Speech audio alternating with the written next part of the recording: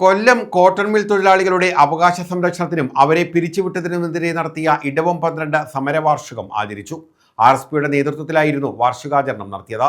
ഇതിന്റെ ഭാഗമായി ഇരുചക്രവാഹന റാലി, പൊതുസമ്മേളനം എന്നിവയും നടന്നു. കോട്ടൺ മിൽ തൊഴിലാളികളുടെ അവകാശ സംരക്ഷണത്തിനായി നടത്തിയ ഇടവം 12 സമരത്തിന്റെ 77ാമത് വാർഷികാചരണമാണ് നടത്തിയത്. ഇതിന്റെ ഭാഗമായി കോവിൽത്തോട്ടത്തു നിന്നും ഇരുചക്ര വാഹന റാലി നടന്നു.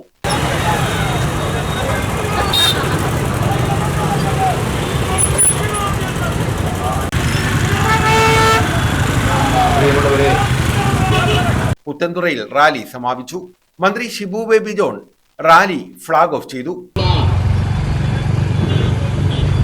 RSP സമരമണ്ഡലം കമ്മിറ്റിയുടെ നേതൃത്വത്തിലുള്ള ഇടവം 12 അനുസ്മരണ റാലി ഇതാ ഈ വാഹനത്തിന് തൊട്ടു പിന്നിലായി കടന്നു വരുന്നു. സമരവാർഷികാചരണത്തിന്റെ ഭാഗമായി പുത്തൻതുറയിൽ നടത്തിയ പൊതുസമ്മേളനം NK പ്രേമചന്ദ്രൻ MP ഉദ്ഘാടനം ചെയ്തു. കേന്ദ്ര സംസ്ഥാന പൊതുമേഖലാ സ്ഥാപനങ്ങൾ കരിമണൽ വ്യവസായവുമായി ബന്ധപ്പെട്ട 2 പൊതുമേഖലാ വ്യവസായ സ്ഥാപനങ്ങൾ നമ്മുടെ മുമ്പിലുണ്ട്. അയ്യായിരം തൊഴിലാളികൾ നടത്തുന്ന സമരമാണെങ്കിൽ അത് അവരുടെ അവകാശ സമരം അവർ പരിഹരിച്ചു കൊള്ളണം. KMML തൊഴിലാളികളുടെ സമരമാണെങ്കിൽ ആ തൊഴിലാളികളുടെ അവകാശം അത് അവർ സംരക്ഷിച്ചു കൊള്ളണം. ഒരു ഐക്യബോധം, തൊഴിലാളി വർഗ ഐക്യം എന്ന് പറയുന്നത് അന്യമായിരിക്കുന്ന ഒരു കാലഘട്ടത്തിലാണ് നമ്മൾ ജീവിക്കുന്നത്.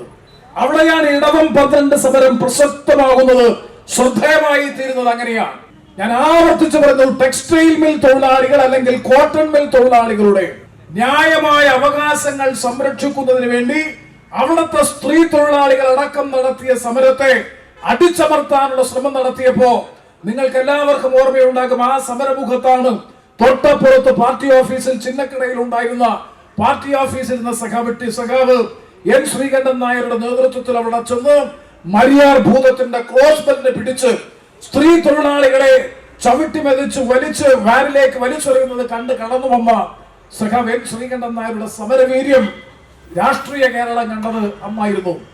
അഡ്വക്കേറ്റ് CP സുധീഷ് കുമാർ അധ്യക്ഷത വഹിച്ചു. Eravipuram MLA Vishnu Mohan, advocate Justin John, Jayalakshmi, C. Unnikrishnan, Vazhayil Azeez, Kokkat റഹീം, മുംതാസ്, സുഭാഷ് D, സുനിൽകുമാർ, ആനന്ദ്, ഷൈൻ മുണ്ടകത്തിൽ തുടങ്ങിയവർ പങ്കെടുത്തു.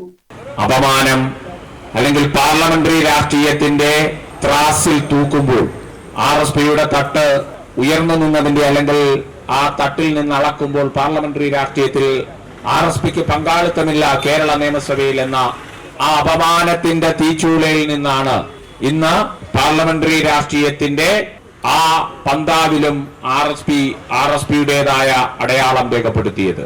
ഇവിടെ പാർലമെന്ററി രാഷ്ട്രീയത്തിൽ RSP കഴിഞ്ഞ 10 വർഷം പിറകിലായിരുന്നെങ്കിൽ ഇന്ന് പാർലമെന്ററി രാഷ്ട്രീയത്തിന്റെ പന്താവിൽ RSP കേരള നിയമസഭയിൽ ഉണ്ടെങ്കിൽ അതിന് ഇന്ധനമായി നിന്നത് നമ്മുടെ സമര പാരമ്പര്യവും സമര ചരിത്രവും തന്നെയായിരുന്നു. News bureau, Chavara.